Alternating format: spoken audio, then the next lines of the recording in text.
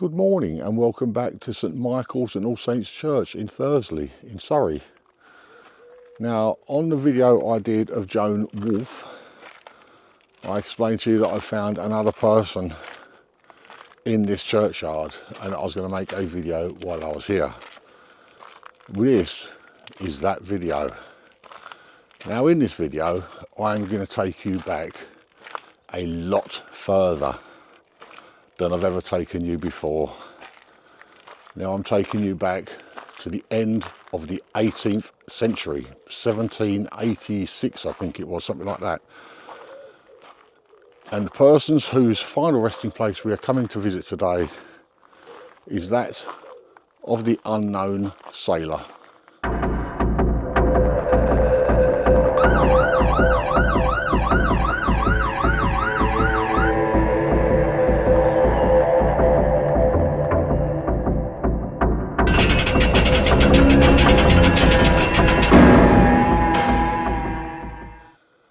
Now this story grabbed my attention when I started reading it. As soon as I read it, I thought I've got to make a video about this one. Absolutely fascinating tale. I don't know why. I don't know why this got me the way it did.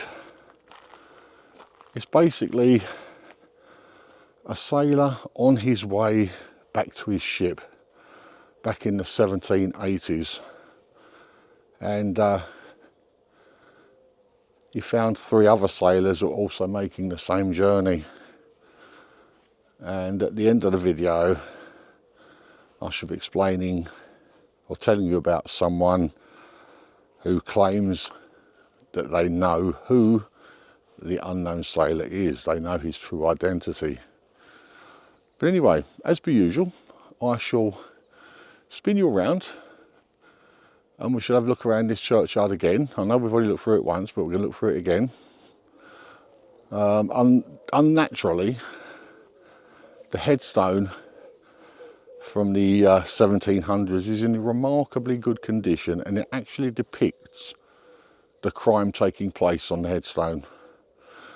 So we shall have a look at that after we've had a look around this charming little cemetery, and I've told you the story of the unknown sailor.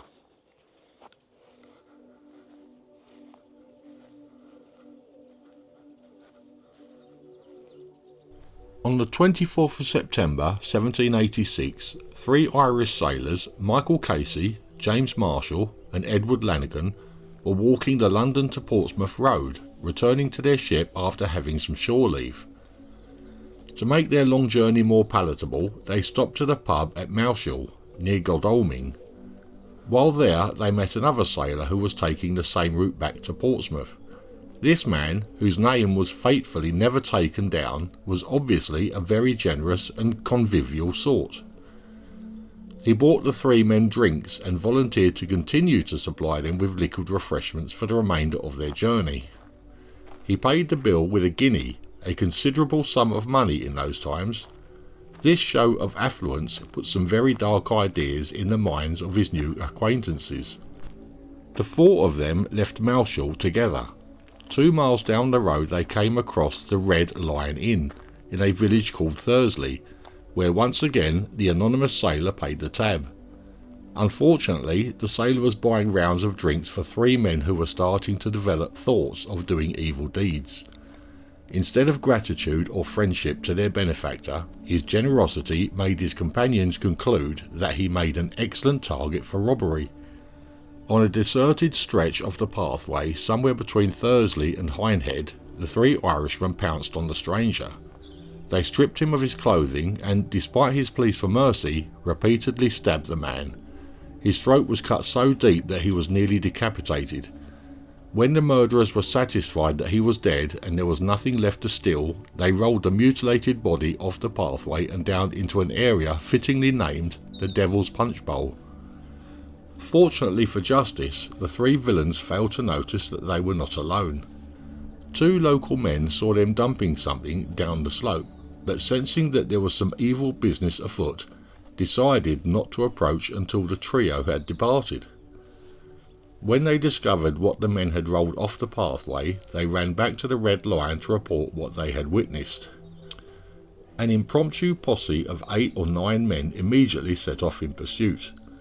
They caught up with the 3 Irishmen at a public house in Rake, where the murderers were trying to sell their victims' possessions. After a brief struggle, the 3 sailors were taken into custody. On the way to Guildford Jail, the group took a macabre tour. The murderers were taken to the house where the body of their victim now laid, and they were ordered to touch the body. This was because of an old superstition that if a killer touched the body of his victim, the wounds would immediately start to bleed afresh. It was reported that one of the 3 men openly wept at the grisly sight, but the other 2 showed no emotion, just a look of complete heartless indifference that you would expect from such men. The 3 Irishmen stood trial at the Lent Assizes on the 5th of April 1787. They were charged with 2 crimes, theft and wilful murder of a male person unknown. The case against them was about as irrefutable as they come, and 2 days later they faced the inevitable penalty. They were taken to Hindhead Hill and hanged in front of an immense crowd. Afterwards their bodies were covered in tar and hung on a gibbet 30 feet high and 11 feet wide. They were left to rot as a gruesome public warning for anyone considering committing a similar crime. Meanwhile, their victim was treated with a great amount of respect, even reverence. The poignant nature of his murder, killed for being overly generous, as well as his anonymity, this unfortunate man, now known simply as the Unknown Sailor, has never been forgotten by the local residents and historians, all haunted by the mystery of his identity. One researcher, Peter Morey, believed he had finally solved the puzzle in his book, Who Was the Sailor Murdered at Hindhead? Morey had discovered that in 1932 a woman named Anne Macmillan had written a letter to the Farnham Herald claiming that the victim was her father's great uncle, and that the story of his ghastly end was well known in her family. Although she did not know the man's first name, she was able to say that he was the brother of Samuel Hardman, a soldier in the 10th Light Dragoons, and that he died leaving an unclaimed fortune of £250,000, a sum which she claimed still remained in Chancery. Mrs. Macmillan knew all the details of the crime and its aftermath, and added that when the bones of the gibbeted murderers began to fall through the bars, someone with a taste for memorable souvenirs gathered up the middle finger bones from each of the bodies, tipped them in gold and presented them to the family to use as toothpicks. Armed with this information, Morey did some digging. He found the records of Lieutenant Samuel Hardman in the National Archives, which told him that Samuel lived in Lambeth, Surrey. Morey examined the baptism records for the parish, where he found the entry 30th of August 1752, Edward, son of Samuel Hardman and Mary his wife. It can probably never be proven that Edward Hardman was the unknown sailor. Macmillan's account is a plausible one, but if the family was told of his murder, it is strange that nobody around Hindhead ever learned his identity. We will never know for sure, but the mystery will live on. The unknown sailor was given a dignified funeral in Thursley churchyard, and a collection was taken for a headstone to mark the grave. The stone depicts the murder, and the inscription reads, "In memory of a generous but unfortunate sailor, who was barbarously murdered on Hindhead on September the 24th, 1786, by 3 villains, after he had liberally treated them and promised them his father's assistance on the road to Portsmouth."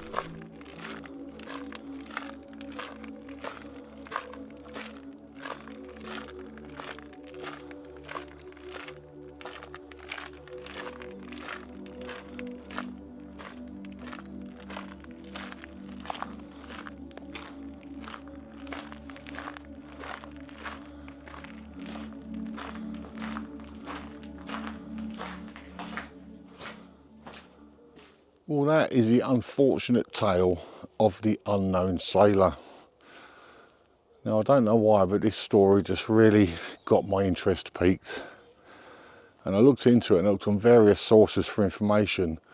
Now, there is a stone, another stone for him locally, which I couldn't find I did look first thing this morning, but I couldn't find it. And also, it's there's a site where the three murderers were caged above the ground, stretched up in their cage above the ground. And the local rumour has it that the grass just does not grow there anymore, which I think is an interesting. But the one that got me was the finger bones dropping out of the cage and putting gold on the tips so the family could use them as toothpicks. Now that is macabre. That is properly macabre. But before anyone puts it in the comments or asks a question, I do not know why they cover the bodies in tar before they put them in the cage. I have no idea. But anyway, his final resting place depicting the actual offence taking place is just in front of me now, so I shall spin you around. And it is amazingly clean. It's clearly been cleaned very recently. So let's go and have a look at it together. Right, here it is. It's this very light one right in front of us. Now we're coming up from right behind it. So as I get around to the front, you'll see what I mean. It actually depicts the murder taking place. If you see what I mean.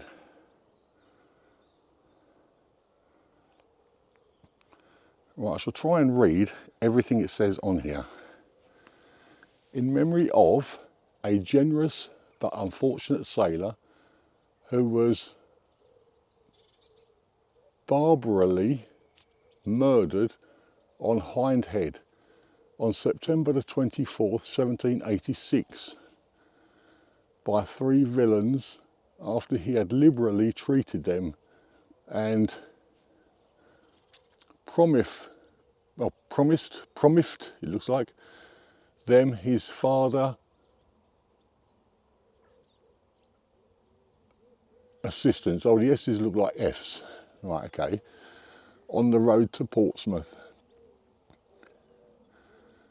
When pitying eyes to see my grave shall come, and with a generous fear bedow my tomb, here shall they read my melancholy fate, with murder and barbarity complete, in perfect health and in the flower of age. I fell a victim to three ruffians' rage. On bended knees I mercy strove to obtain. Their thirst of blood made all entreaties vain. No dear relation or still dearer friend weeps my hard lot or miser noble end. And the rest of it's kind of going into the ground, so I can't read any more than that. But that is the final resting place of the unknown sailor.